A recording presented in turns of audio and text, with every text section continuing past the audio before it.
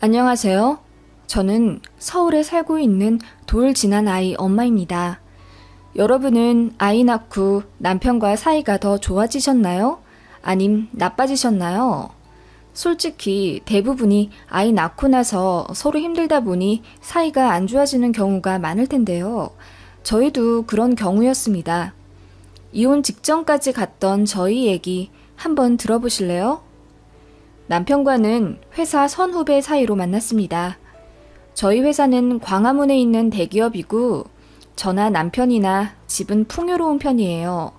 금수저까지는 아니지만 부족함은 없는 정도?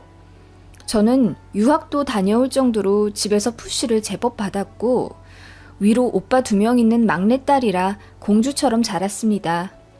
부끄러운 말이지만 대학교 때까지 손에 물 한 방울 안 묻히며 엄마가 다 해주셔서 정말 편하게 살았네요. 그러다 대기업에 입사하게 됐고 그곳에서 지금의 남편을 만났어요. 저보다 이기수 선배였는데 실력이 좋아 승진도 빨랐고 워낙에 카리스마 있는 성격이라 당시 신입이던 저는 남편이 한없이 멋있어 보이더라고요. 일처리도 빠릿빠릿하게 잘하니까요. 저도 똑 부러진다는 소리는 꽤 듣고 자랐고 회사에서도 신입치고 일도 잘해 큰 프로젝트에도 동기들보다 제가 먼저 들어가기도 할 정도였어요. 그런 제가 동경할 정도로 남편은 꽤나 멋있었습니다. 제 마음이 느껴졌는지 남편도 저를 의식하기 시작했고 여느 평범한 남녀처럼 은근히 불꽃 튀기며 관심 갖다가 결국 사귀게 되었어요. 사내 연애이지만 철저히 비밀로 했고 그렇게 2년 사귀다 결혼했네요. 남편이 카리스마 있어서 반했다고 했죠? 카리스마 때문에 결혼하진 않죠. 너무 자상했고 제가 하는 말이나 감정에 공감도 참 잘해줬어요. 그런 면 때문에 사이가 더 끈끈해졌고 그런 사람이라면 내 평생을 맡기고 아이 키워가며 가정 일구기에 충분하다고 생각이 들었죠. 남편은 한부모 가정입니다. 남편 어릴 적 이혼하셔서 시아버지만 계십니다. 남편의 어머니는 이혼 후 아예 독일에 가서 시민권 받고 살고 계시고 그곳에서 재혼하셨답니다. 남편은 늘 어머니를 그리워했습니다. 남편이 5살 때쯤 두 분이 이혼을 하셨고 시아버지가 어머니를 내쫓으셨다네요. 당시 시아버지는 돈을 잘 버는 사업가셨고 시어머니는 가진 것 한 푼 없고 경제적 능력이 없으셔서 아이를 키울 형편이 안 되었다고 해요. 그렇게 남편을 빼앗긴 남편의 어머니는 아예 쫓겨나듯 이민을 가신 겁니다. 항상 어머니의 정을 그리워하는 듯 했습니다. 저에게서도 어머니의 부재에서 오는 결핍을 채우려고 하는 게 보이더군요. 제가 엄마처럼 남편을 토닥여주거나 엉덩이 두들겨주는 걸 너무 좋아했습니다. 회사에서는 그렇게 카리스마 있는 차장이면서요. 아무튼 신혼 때까진 저희 참 좋았어요. 의견도 잘 맞아 싸울 일도 없었고 저도 남편도 서로에게 최선을 다해 잘했거든요. 그러다가 아이를 낳은 이후부터 삐그덕거리기 시작했습니다. 조리원에서부터 시작이었던 것 같아요. 아이를 낳은 여성분들은 아시겠지만 출산하고 젖이 갓 돌진 않아요. 하루 이틀 지나야 하고 아이가 젖을 계속 물어야 많이 나오거든요. 저는 초산이고 체질상 젖이 많이 돌진 않았나 봐요. 아무리 유축해도 양이 딱히 많진 않았고요. 초유 겨우 먹이고 거의 분유로 먹이게 되었어요. 젖이 안 나오는데 그럼 애를 굶길 순 없잖아요. 저도 마사지 열심히 받고 입맛 없지만 밥도 열심히 먹으며 노력했지만 젖 양은 늘지가 않더라고요. 뭐 그런 사람도 꽤 돼요. 그치만 그런 상황을 남편은 매우 못마땅해 했습니다. 아이는 젖을 먹고 커야 한다며 24개월 될 때까지 젖을 먹으며 크게 하고 싶었대요. 그래야 아이가 정서적으로 안정되고 두뇌도 발달된다며 제 의사와 상관없이 본인이 그리 계획했답니다. 그런데 제가 젖이 별로 안 나오니 짜증을 내더군요. 어이가 없었어요. 그럼 어쩌라는 건지. 저도 전 물리고 싶다고요. 근데 안 나오는 걸 어쩌라는 겁니까? 요즘 애들 분유 먹고도 충분히 건강하게 잘만 크는데요. 웬 고리적 얘기를 하나 싶어서 조리원에서 다투기도 많이 했어요. 안 그래도 호르몬 때문에 눈물 줄줄 나오는데 남편까지 그렇게 나오니 더 서럽더라고요. 시아버지랑 저희 친정에서도 알게 되어 남편 구박하고 산모 회복해야 하는데 젖 가지고 그러면 안 된다고 고리타분한 시어머니들도 젖 가지고는 안 그러는데 남편이 왜 그러냐며 한 소리 했죠. 그제서야 입을 닫던 남편이었습니다. 육아에 대한 간섭은 조리원 퇴소하고 집에 와서부터 본격적인 시작이었어요. 여보, 애가 속삭에 꽁꽁 싸져 있으면 답답해. 당장 풀어. 무슨 소리야. 아직 모로반사 때문에 적어도 100일 전후까지는 좀 싸놔야 해. 애가 답답해서 얼굴 빨개지는 거 안 보여? 당신이 그러고도 엄마야? 하더니 아이 속삭이를 벗기더라고요. 아직 신생아인 아이는 당연히 허전하고 몸이 제멋대로 움직이니 더 경기하듯 울고요. 보다 못한 산후도우미 이모님이 남편한테 잘못 알고 있는 것 같다며 지금은 속삭이로 꽁꽁 싸놔야 안정을 찾는다고 설명해주니 아무리 그래도 애가 누에고치도 아니고 답답해 보인다면서 잘 때는 풀어놓겠다고 고집을 부리더라고요. 애 낳고 나니 미친 건가 싶더라고요. 안 그랬는데 왜 이러나 싶어서 걱정도 됐고요. 제가 도우미 이모님한테 그냥 냅둬 보라고 했어요. 남편 고집을 좀 꺾어놔야겠다는 생각이 들더라고요. 그날 밤 아이 속삭이를 살짝 풀고 재웠습니다. 예상대로 아이는 팔다리를 마구 휘저으며 놀라서 깨기를 수십 번. 때마다 일어나 남편이 아이를 달래려고 했지만 잘 안 됐어요. 나중에는 우는 애 두고 그냥 자대요. 힘드니까 제가 알아서 하라면서요. 어이가 없었죠. 제가 남편 깨워서 이제 속삭에 채워볼 테니 잘 봐라 하고 속삭에 채웠더니 아이가 귀신같이 5시간 통잠 자대요. 저는 육아 서적 많이 읽었고 인터넷으로도 열심히 공부했어요. 회사 다니는 중에도 틈틈이 시간 내어 산모교실이며 육아에 대한 강의도 열심히 들으러 다녔고요. 반면 남편은 뭘 했나 모르겠습니다. 아이 낳으면 차 바꿔야 한다며 신상 승용차 스펙이나 열심히 비교하고 야구나 보면서 육아에 대해 공부는 일절 안 했거든요. 게다가 남자들끼리 육아 얘기 많이 하긴 하나요? 저는 친구들이랑 카톡으로 매일 하는 얘기가 임신, 출산, 육아 얘기였는데요. 그래서 더 화가 났죠. 저도 애 처음 낳아보는 거라 초보 엄마이긴 해도 그렇게 공부한 제가 더 잘 알면 잘 알았지. 책 한 번 안 들여다보고 인터넷 검색도 제대로 안 해본 남편이 저보다 잘 알까요? 그렇다고 해서 대놓고 무시할 생각은 추호도 없었는데 자꾸 이런 식으로 우겨대니 짜증이 나더라고요. 그렇게 사이에 금이 가기 시작했던 것 같아요. 저희 사이가 이렇게 되니 남편도 빈정상해서 더 육아에 입대고 저를 무시하기 시작했어요. 하루는 분유 타는 저를 빤히 보더니 또 트집을 잡더군요. 이유식 안 해? 애 백날 첫날 분유만 먹이려고? 무슨 소리야. 이유식 시작하려면 멀었어. 이제 3개월인데 벌써 무슨 이유식을 먹인다 그래? 좀만 찾아봐도 나와. 분유 먹으면 6개월은 돼야 이유식해. 젖도 못 먹은 불쌍한 우리 애. 영양가도 없는 분유 먹어서 애가 잘도 크겠다. 뭐? 진짜 해도 너무하잖아. 자꾸 그놈의 젖 타령할래? 그렇게 티격태격 싸우게 됐고 제가 육아책이라도 제대로 정독하고 나서 말해도 늦지 않는다며 최대한 좋게 말했어요. 남편은 남자가 육아 알아서 뭐 하냐며 여자가 잘하면 됐지 이러면서 앞뒤 안 맞는 궤변을 늘어놓더라고요. 그래서 제가 잘 알아봤고 지금 잘 하고 있지 않느냐고 하니까 모든 게 영 엉성하고 별로래요. 엄마 같지가 않다며. 그렇게 후려쳐대고 말도 안 되게 우겨대니 정말 우울증 심하게 오더라고요.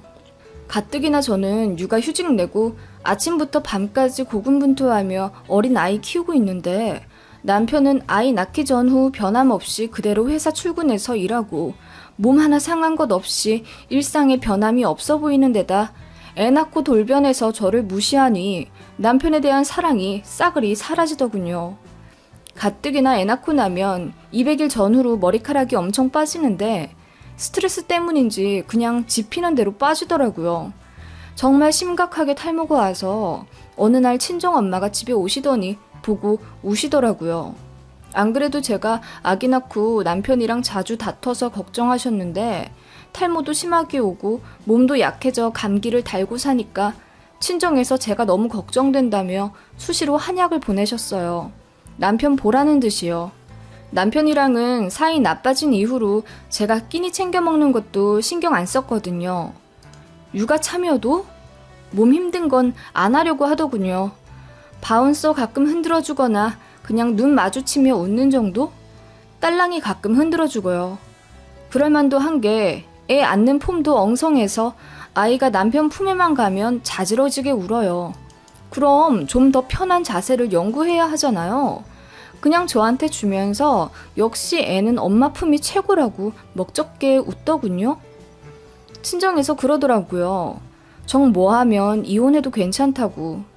정서방 결혼하고 저렇게 돌변할 줄 몰랐다면서 요즘 시대 이혼 흠도 아니니까 더 마음이랑 몸 상하기 전에 정리하려면 해라. 아이까지 우리가 책임질 테니 뒷일 생각하지 말고 오라고 하셔서 펑펑 울었습니다. 그나마 친정이 저에게 비빌 구석이었어요. 그래도 아이한테 아빠인데 최대한 노력해보고 이혼해도 늦지 않겠다 싶었어요. 친정아빠가 시아버지께 직접 전화를 드렸나 보더라고요. 정서방이 말도 안 되는 육아 지식으로 딸을 힘들게 하고 무시하는데 알고 있냐고. 이혼까지 생각 중이라고 하니 시아버지가 죄송하다고 하며 남편을 쥐잡듯이 잡으셨다네요. 남편도 그제야 미안하다며 더는 무시하지 않고 육아 공부도 더 열심히 하고 열심히 아이 보겠다 숙이고 오더군요. 그동안 많은 일들이 있었기에 남편에 대한 마음이 바로 회복되진 않았지만 그래도 저렇게 숙이고 나오니 아이 아빠니까 받아줘야겠다는 생각이 들었어요. 그날 이후로 일부러 남편을 더 시켰습니다. 아이가 울어도 일단 더 안아보라고 했고 분유 타는 것도 계속 어렵다고만 하지 말고 알아서 하라고 했습니다. 처음엔 좀 노력하는 듯 싶더니 나중엔 힘들다고 못하겠다고 하대요. 그러면서 원래 엄마가 하는 거라며 아빠는 돈만 벌어다 주면 된다는 뻘소리를 하지 뭐예요? 제가 육아휴직 중이니 사내부부인 게 뇌에서 지워졌나 봐요. 뭔 소리냐고. 엄연히 맞벌이라고. 그럼 내가 복직하면 그제야 육아 반반 똑같이 할 거냐고 하니 그건 또 아니라네요. 어찌 되었건 제가 엄마니까 무조건 희생해야 한다며. 그리고 아빠로서 육아에 입대는 건 당연하다고 다시 우기더라고요. 그것도 육아에 대한 관심의 일종이라고. 책이나 인터넷이 전부가 아니지 않냐고 헛소리 하는데 그 소리 듣다 보니 현기증까지 나더라고요. 스트레스가 갑자기 확 몰려왔습니다. 그날 이후부터 우울감 엄청 심해졌고 그냥 다 놓고 죽어버리고 싶다는 생각이 들더군요. 그런 날들이 계속되니 결국 제 발로 정신의학과까지 가게 되었어요. 너무 힘들어서 아이한테 웃어줄 힘도 없어지니까 이거 이도저도 안 되겠다는 생각에 약이라도 먹으며 일단 버텨보자는 생각이 들었거든요. 예상대로 정신의학과에서는 제가 산후우울증에서 심화된 중증 우울증이라고 하였고 약물 치료와 상담 병행하면서 같이 노력해보자고 하는데 펑펑 울었습니다. 혼자 노력해서 될 일도 아닌데 저 혼자 뻘짓하는 것 같아서요. 그랬더니 이런 경우에는 부부 상담도 필수라며 꼭 이 병원 아니더라도 다른 곳에서 남편 데려가 부부 상담 받게 하라고 하시더군요. 일단 그렇게 처방받은 약 먹으며 최대한 남편 투명인간 취급하고 버텼습니다. 속으로는 그런 생각까지 들었죠. 딱 돌까지만 기다려보겠다고. 그때까지 남편이랑 최대한 노력해보고 그래도 안 되면 이거는 가망이 없는 부부 사이일 것 같다는 생각이 들었습니다. 최대한 돌려 말해서 남편에게 나를 좀 믿고 이해해달라고 했고 서로 무시하는 행동이나 언행은 하지 말자고 했습니다. 남편은 자기도 우리 사이 이렇게 안 좋게 된 거 너무 싫다며 다시 노력하겠다 하더군요. 근데 육아에 입대는 건 막지 말래요. 제가 항상 엉성해 보이고 아이한테 더 잘했으면 좋겠어서 그러는 거라며 다 아이 잘 되길 바라는 바람으로 말하는 거니까 저도 너무 고깝게 생각하지 말고 일단 들어보라네요. 그냥 도돌이표였죠. 더 얘기하기도 싫더라고요.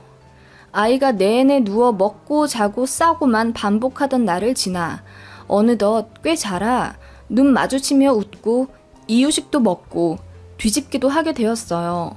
아이의 발달이 버라이어티해지면서 남편의 헛소리도 늘어만 갔죠. 왜 아이한테 많이 웃어주지 않느냐. 눈 마주칠 때마다 억지로라도 웃어라. 그게 진짜 엄마다 라고 하질 않나. 이유식이 왜 이렇게 되직하냐. 혹은 왜 이렇게 묵냐. 애 옷 색깔이 왜 이런 거냐. 흰색만 입으면 자폐 생긴다 등등. 별 이상한 트집 잡으며 호들갑. 아이 유모차 태우고 셋이서 외출이라도 하게 되면 더 가관입니다. 집에 오면서 싸우지 않은 날이 없었네요. 본인이 이거 입히자고 해놓고서 왜 이거 입혔냐, 내가 입힌다고 했을 때 왜 안 말렸냐, 엄마면 당연히 이 옷 불편한 거 알 텐데 왜 가만히 있었냐 하질 않나. 제가 외출 준비에 너무 바빠 아이 모자를 안 챙긴 날에 주차장에서 난리 법석을 피우며 애 엄마가 모자도 안 챙기고 뭐 했냐고, 애 머리로 바람 든다?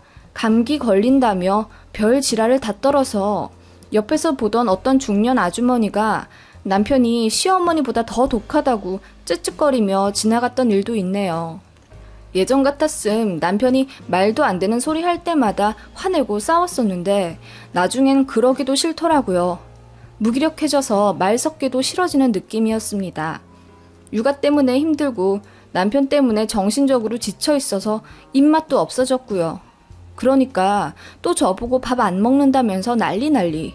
엄마가 억지로라도 밥을 먹고 힘내야지. 입맛 없다고 안 먹으면 엄마 자격도 없다면서 또 비아냥대는 겁니다. 그때가 아이 9개월쯤이었어요. 아이가 여기저기 잡고 서면서 자주 꽈당하고 이유식 거부도 심해져서 밥도 잘 안 먹을 때였죠. 밤에는 이앓이 때문에 1시간에 한 번씩 울었을 정도로 저는 낮과 밤이 피폐해져 있었을 때였어요. 정신과 갈 시간도 없어서 처방받은 우울증 약도 못 먹은 지 꽤 됐는데 그것 때문인지 아니면 정말 남편이 지긋지긋하고 육아고 뭐고 다 때려치고 싶은 마음 때문이었는지는 몰라도 제가 앞치마를 남편에게 던져버리며 말했습니다. 그놈의 엄마. 나는 엄마이기 전에 사람이야. 나 너무 힘들다고. 그렇게 애 키우는데 척척박사인 당신이 한번 애 키워봐. 나는 이제 아무것도 못하겠다. 하고 그대로 차키랑 지갑 들고 밖으로 나와버렸습니다. 친정엄마한테 가끔 맡기긴 했어도 한두 시간 내외였지 그렇게 남편한테 아이 맡겨버리고 나온 건 처음이었습니다. 그런 생각도 나중에야 들었지 당시엔 정말 머릿속이 터져버릴 것 같아서 이대로 한강물에 뛰어내리고 싶을 정도로 저는 제정신이 아니었습니다. 너무 화가 나고 가슴이 터질 것 같아서 미쳐버릴 정도였죠. 차를 끌고 눈물을 펑펑 흘리며 정신없이 어느 유원지를 달렸고 날은 어두워져 있더라고요. 강가에 비친 가로수를 보니 그제야 아이 생각이 제대로 나대요. 그래도 애 아빠인데 설마 애를 굶기진 않겠지. 울면 지가 어떻게든 달래주겠지. 지 아들인데 하며 스스로를 달랬어요. 차 안에서 펑펑 울고 마음 좀 식히다 보니 자정이더라고요. 집으로 차를 돌렸습니다. 그렇게 도착했는데 현관 문 밖에서부터 저희 아들 울음소리가 들리더라고요. 문 열고 들어가니 남편 안경을 삐뚤어져 머리부터 바지까지 땀 범벅이고 애 달래느라 고생하고 있더라고요. 부엌은 분유며 이유식이며 준비한다고 엉망진창 해놓고 애 달랜다고 아기띠도 꺼내서 해봤는지 여기저기 널브러져 있고 가관도 아니더라고요. 아이는 저 보자마자 울며 손을 뻗고 급하게 아이 안아올리니 남편이 한숨을 쉬며 그제야 허리를 피더군요.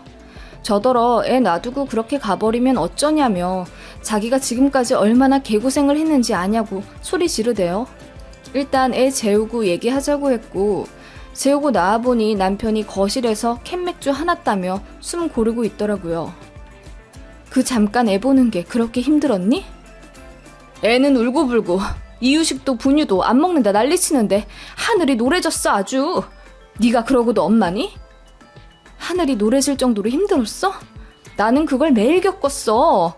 네 말대로 그러고도 엄마니까. 아니, 힘들었던 건 알겠는데 네가 이러면 엄마 자격도 없는 거지? 그 말에 그동안 고생했던 지난날이 주마등처럼 떠올라 또다시 눈물이 나더군요.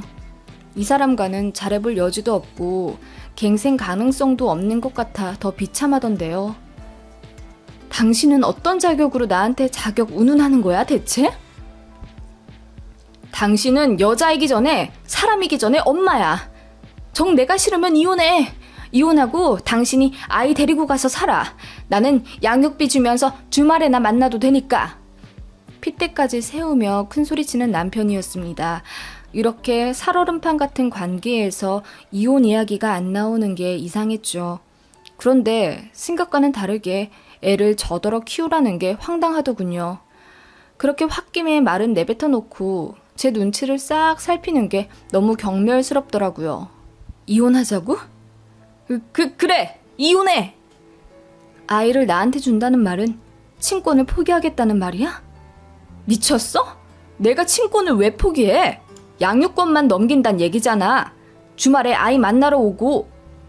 왜 당신 멋대로 하고 나한테 통보해? 뭐? 나는 그러고 싶지 않은데? 뭐? 무슨 말이야? 당신이 아이 키워. 걱정했는데 오늘 하는 거 보니 노력은 하네. 당신 나보다 좋은 아빠 될 수 있을 것 같아. 우리 집보다 당신네 집이 더 부자고 나보다 아이 더 잘 서포트 해줄 수 있어. 아들은 아빠 밑에서 커야 크게 자란대.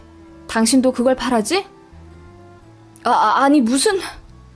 됐어. 그래, 이혼하자. 내가 친권 포기하고 깔끔하게 나갈게. 하며 제가 짐을 챙겼습니다. 사실 무리수였죠. 남편이 진심으로 말한 게 아니라는 걸 제가 캐치했기 때문이에요. 지도 오늘 생고생하면서 저한테 감정이 쌓였을 테고 홧김에 아무 말이나 내질러버린 걸 알고 있기 때문에 저도 아이 포기하고 이혼하겠단 말을 한 겁니다. 그런 저를 남편이 급하게 잡더군요. 아이를 포기하면 어떡하냐면서 눈물까지 그렁그렁 하는 걸 못 본 척하고 그대로 호텔로 왔습니다. 남편한테 전화도 오고 카톡도 계속 오더라고요. 아이 깨면서 엄마 찾는데 어떡하냐고 저보고 비정한 엄마라면서 원망하는 카톡도 오길래 아이 생각이 나서 눈물이 비오듯 흘렀습니다. 부부싸움 때문에 죄 없는 아이만 고생하는 것 같아 마음이 너무 아팠어요. 다음날 새벽 6시 남편 출근할 때쯤 되어 집으로 돌아갔습니다. 남편은 예상대로 또 만신창이가 되어 아이를 안고 있었고 아이는 웬일로 남편 품에 곤히 안겨 자고 있더라고요. 그런 아이를 제가 받아 침대에 눕혔고 그런 저를 남편이 말없이 보다가 눈물을 뚝뚝 흘리더군요. 머리는 엉망진창이 되어 있었고 아이한테 시달렸는지 옷은 목이 다 늘어나 있고 바지엔 분유가 흘러 꼴이 참 보기 안 좋더라고요. 미안하다고 무릎을 털썩 꿇는데 너무 놀랐습니다. 자기도 자기가 왜 그런지 모르겠다네요. 여자인 저는 좋았는데 엄마인 저는 너무나 미웠답니다.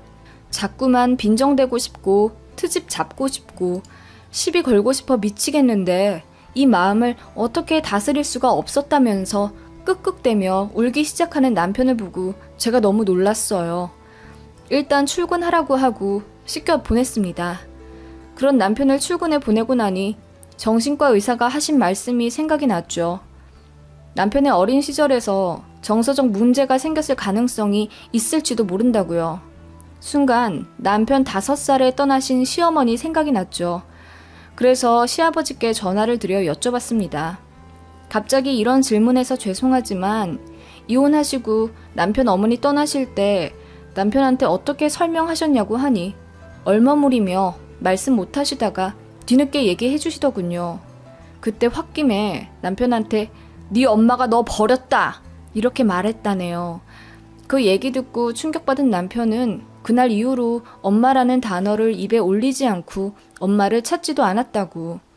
그래서 시아버지는 아들이 엄마를 쉽게 잊었구나 생각하고 별 정서적 케어를 하지 않으셨다고 하네요.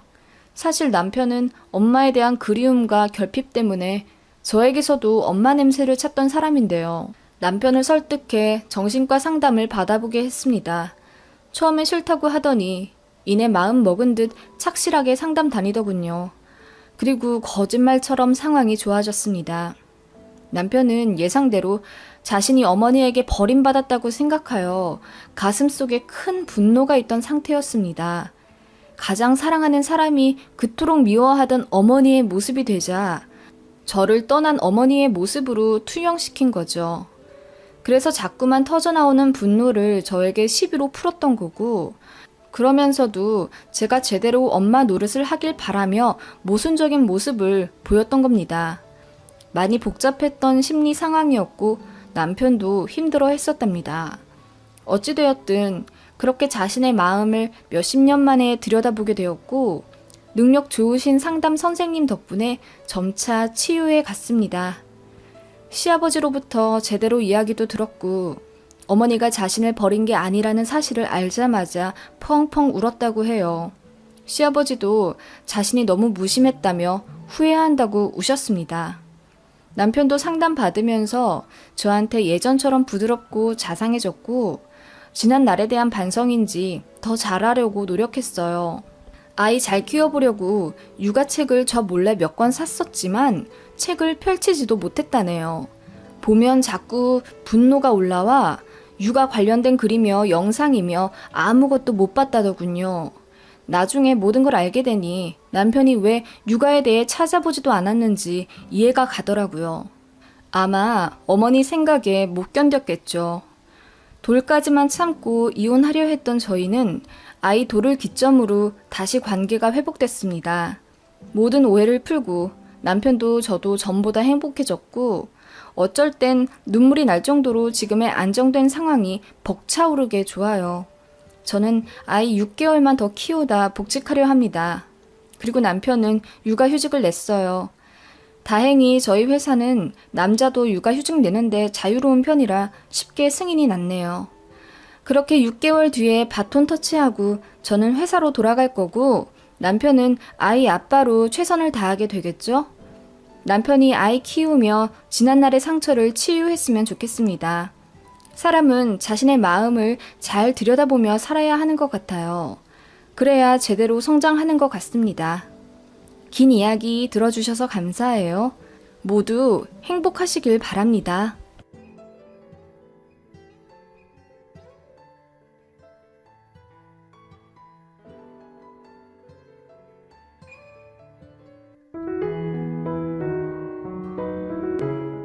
안녕하세요. 사람 바꿔 쓸 수 없다는 말이 있죠. 저는 그 말을 믿습니다. 학창시절 저를 죽도록 괴롭힌 일진이 그 악마 같은 얼굴을 싹 감추고 고상하게 제 아랫동서로 들어오려고 각 재고 있길래 싸대기 날려 내쫓았네요. 황당하고 기막힌 이야기. 사이다 한 잔 준비되어 있으니 들어보실래요? 저희 집은 저 어릴 적 잘 나가는 그릇 공장을 운영했었는데요. IMF 때 직격탄을 맞고 부도가 났습니다. 원래 저희 친정아버지는 큰 공장의 대표로 삐까뻔쩍한 검은 세단을 끌고 다니셨고 엄마도 집에 입주 도우미 들여 손에 물 한 방울 안 묻히셨던 사모님이셨어요. 그런 집에서 외동딸로 자란 저는 얼마나 공주같이 컸는지 몰라요. 당시 다니던 국민학교에서 제가 제일 옷도 잘 입고 비싼 학용품도 많았던 최고 부잣집 딸이었습니다. 제 주변엔 당연히 친구들도 많았죠. 엄마가 친구들이랑 놀다 오라고 주신 용돈으로 한 10명을 데리고 다니며 맛있는 거 잔뜩 먹고 방방도 원 없이 타고 문구사에서 이런저런 것들을 친구들에게 많이 사주었거든요. 그렇다고 해서 의시되진 않았던 터라 친구들이 저를 더 좋아했어요. 그렇게 저는 13살이 다 되도록 교우관계의 고민이랄 것을 단 한 번도 해본 적이 없는데 딱 한 명, 저를 너무나도 질투하는 한 친구 때문에 좀 힘들었네요. 제 가방에 썩은 우유를 일부러 붓기도 하고 제가 발표하러 앞에 나갈 때 책상 옆으로 발을 걸어 저를 넘어뜨리게 하거나 친구들 사이에서 저를 이간질하여 나쁜 소문을 만들기도 했어요. 다행히 다른 친구들이 저를 감싸주었고 그 친구를 엄청 혼내줬네요. 그 친구는 본의 아니게 자처해서 왕따가 된 셈이었네요. 그러자 더욱 분에 못 이겨 교활하게 저를 괴롭혔었네요. 암튼 그러다가 하루아침에 집이 부도가 나게 되면서 집에 빨간 딱지 붙이러 험상궂은 아저씨들이 몰려오고 아버지 세단도 빼앗기고 비싼 가구, 가전 모두 빼앗겼습니다. 그나마 다행인 건 아빠가 손을 빠르게 쓰셔서 빚이 몇천 정도에 그쳤다는 것과 엄마의 비싼 가방과 귀중품들은 아빠가 목숨 걸고 사수하셨다는 점, 집도 으리으리한 2층 단독주택에서 어느 다세대 주택으로 가게 되었습니다. 아빠는 비관해서 매일 술만 잡수시고 엄마는 평생 일이라고는 해보신 적이 없는데 가게를 위해 출판사 영업일을 하게 되셨어요. 제가 등교하기도 전에 출근하셔선 사무실 지점장한테 모진 구박도 엄청 받으시면서도 생계를 위해 무거운 짐 들고 집집마다 돌아다니며 어떻게든 전집 하나라도 더 팔아보시려 힘쓰셨고 그렇게 저녁 늦게 퉁퉁 부은 다리로 엘리베이터 없는 낡은 5층까지 터벅터벅 걸어 올라오셨던 엄마가 기억납니다.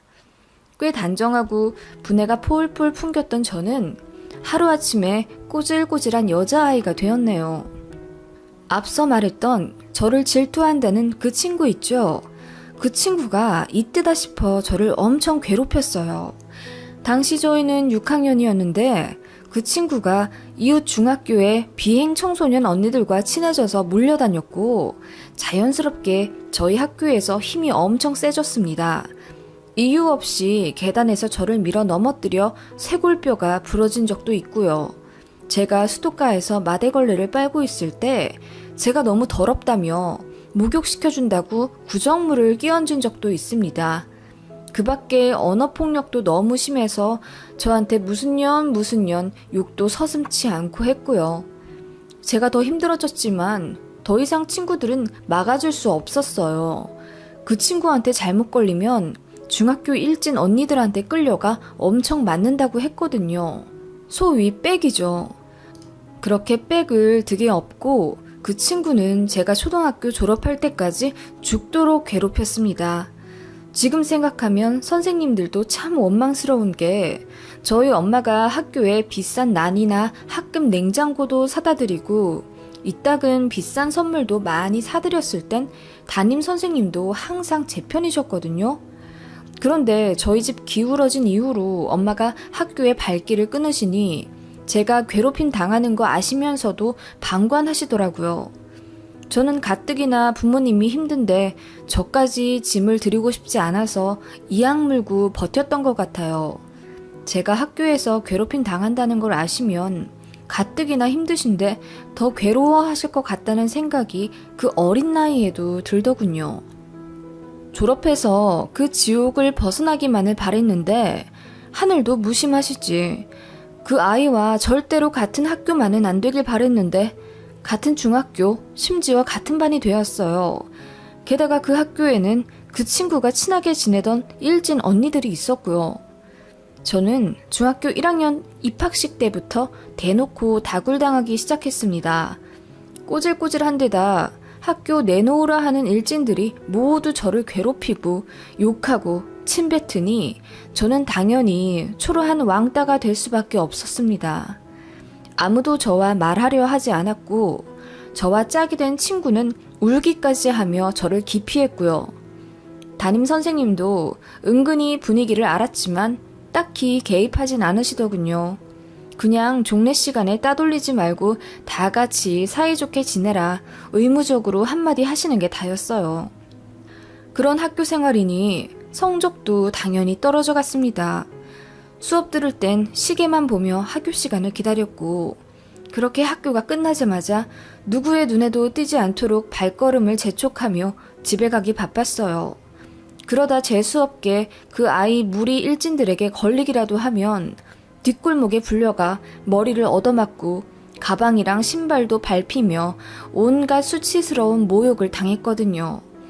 그런 괴롭힘이 점점 심해져 이제는 뺨까지 맞기 시작했을 무렵 저는 아마도 청소년 우울증을 겪었던 것 같아요. 무기력해져 그 지옥에서 한 발자국 빠져나올 힘도 안 생기더군요. 하루는 청소 시간에 저를 학교 쓰레기장으로 부르더군요. 그 아이가. 야, 너는 가방이 하나밖에 없냐? 어제 우리한테 밟힌 발자국 그대로 있잖아. 왜? 다구리 당한 거 동네방네 자랑이라도 하려고? 깔깔거리며 웃는 그 아이. 그리곤 제 가방을 억척스럽게 빼서 갈기갈기 다 찢어 놓더군요. 그리고 소각장에 휙 하고 버리더니 저한테 하는 말. 너도 별거 없다? 옛날엔 그렇게 비싼 가방, 비싼 옷, 비싼 신발 신고 다니더니 이렇게 거지 될 줄 누가 알았겠어. 근데 너희 부모님도 참 너무하시다. 딸이 이렇게 그지 행색으로 학교 다니게 그냥 두시는 거야? 부모님이라는 단어를 듣자마자 갑자기 가슴 속에서 뜨거운 용암 같은 게 솟아오르는 것 같더라고요. 그래서 고개를 확 들며 그 아이를 밀쳤습니다. 나는 괴롭혀도 되는데 우리 부모님 얘기는 하지 마. 이게 미쳤나? 하며 저희는 서로 뒤엉켜 싸우게 되었어요. 말이 싸운 거지. 일진 무리들한테 제가 일방적으로 폭행당한 거죠. 머리는 뜯겨 엉망이 되고 교복 단추는 떨어져 나가고 무슨 돌로 저를 내리쳤는지 귀 쪽이 찢어져 피가 철철 났네요. 그때 지나가던 선생님이 발견하시고 급하게 중재해 저희는 교무실에 끌려가게 됐어요. 그리고 부모님들까지 소환당해 일이 커졌습니다. 저희 부모님도 한 걸음에 학교에 달려오셨고 제 모습을 보고 엉엉 우시더군요. 저한테 무슨 일이냐고 계속 물으셨는데 참 미련하지만 거의 2년 가까이 침묵하고 있다가 엄마의 눈물에 그만 모든 것을 털어버리게 됐습니다. 이야기 듣자마자 저희 아빠가 소리를 지르며 교무실을 거의 엎어버리셨고 엄마도 가해 학생 엄마들한테 엄청 소리 지르며 삿대질을 하셨어요.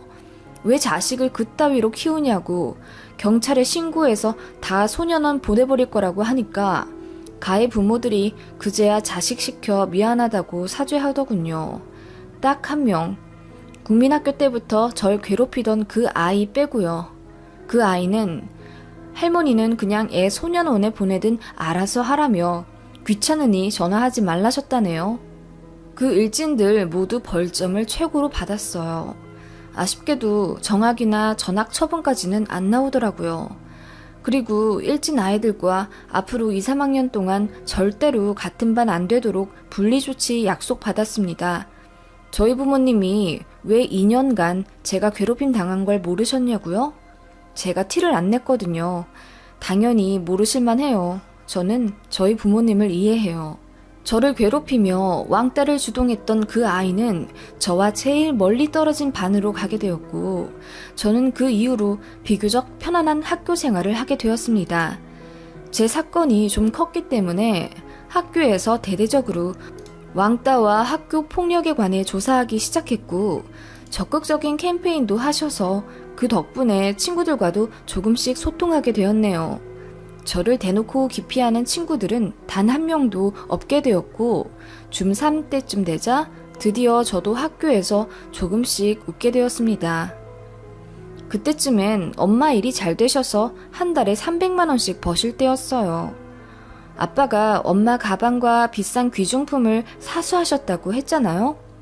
엄마가 영업 나가실 때 그런 명품들을 몸에 지니고 가면 능력 있어 보이는 사람처럼 보이는지 그날 꽤 수완이 좋으셨다네요.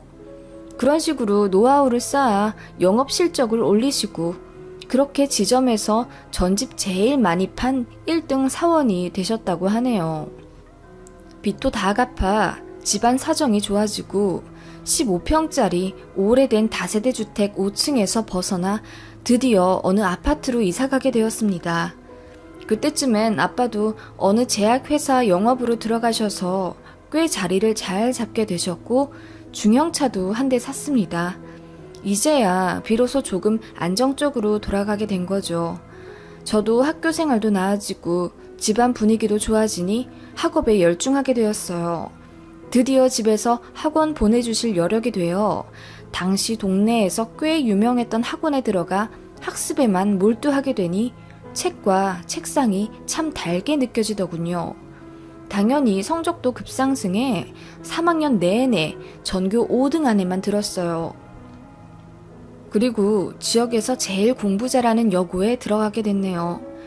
저를 죽도록 괴롭힌 일진 무리는 저희 지역 고등학교에서 다 안 받아줬고 다른 지역 소위 꼴통들만 다닌다는 고등학교에 겨우 들어가게 됐네요.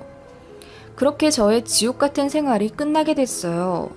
고등학교 올라가서는 단짝 친구들도 많이 생기고 저도 공부 열심히 해서 명문대 입학했고 거기서 만난 지금의 남편과 CC부터 시작해서 연애하다 30대 초반에 결혼하게 됐네요. 아직 아이는 없습니다. 참, 나중에 들은 바로는 그 일진들은 나이 많은 깡패들과 속도 위반해서 강제로 결혼하며 불행한 삶을 사는 게 부지기수였고 대부분은 유흥업소에 취직해 자취를 감췄다고 하네요. 특히 저를 국민학생 때부터 지독하게 괴롭혔던 잊지 못할 그 아이는 지역 깡패들과 돌려 사귀며 아이도 몇 번이나 지우고 술집도 다니고 스폰도 받으며 꽤나 방탕하게 살고 있다는 얘기를 들었습니다. 그럴 것 같긴 했어요. 그 아이는 가정사도 꽤나 복잡해서 거의 콩가루 집안이었고 할머니와 살고 있었는데 거의 방치되다시피 하며 살았거든요. 좋은 길로 이끌어줄 어른이 주변에 없었기에 더 안 좋은 길로 갔겠죠. 암튼 여기까지가 저의 눈물 나는 서사였네요. 저와 남편은 지금 수의사고요. 시부모님은 사업체 2개를 운영하시는 자산가이십니다. 소위 부자입니다. 경기도 모처에 물려받은 땅도 많으시고 현금도 거의 200억 가까이 있으시죠. 그에 비해 저희 친정은 너무나도 평범한데 아무 편견 안 가지시고 저를 너무나 예뻐해 주셨어요. 연애 때부터 저를 친딸처럼 여겨주셨고 남편 통해 제가 과거 학창시절에 왕따 당하고 일진들한테 괴롭힘 당했던 것도 다 알고 계시죠. 진심으로 마음 아파하셨고 잘 극복했다고 대견하다 하셨네요. 예물 예단 없이 몸만 오라 하셔서 그래도 최소한의 도리는 해야겠다 싶어 저희 부모님이 남편한테 1,000만 원짜리 명품 시계 해주시고 시댁에는 최고급 이불과 시아버지 명품 가방과 시어머니 밍크 코트를 사드렸는데요. 예지중지 키우신 외동딸 보내주신 것만으로도 감사한데 왜 하셨냐며 저에게 다시 갚는다고 거의 5천만 원 정도 되는 세단을 선물해 주셨네요. 이토록 다정다감한 시부모님이시고 결혼 2년차 될 때까지 늘 웃은 일만 있었던 저희 시댁입니다. 친정이랑 왕래도 잦고 사이도 정말 좋으세요. 두 분이 부부 동반으로 제주도 여행도 3번 다녀오실 정도예요. 저는 지금 남편이랑 같이 신도시에서 동물병원 운영하고 있고요. 순수익 월 3천 정도로 비교적 잘 되고 있습니다.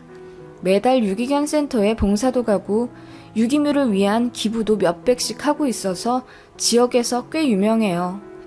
저희 남편에게는 형, 그러니까 저에게 아주버님이 계세요. 같은 신도시에 살고 있고요. 벤처 사업하고 계세요.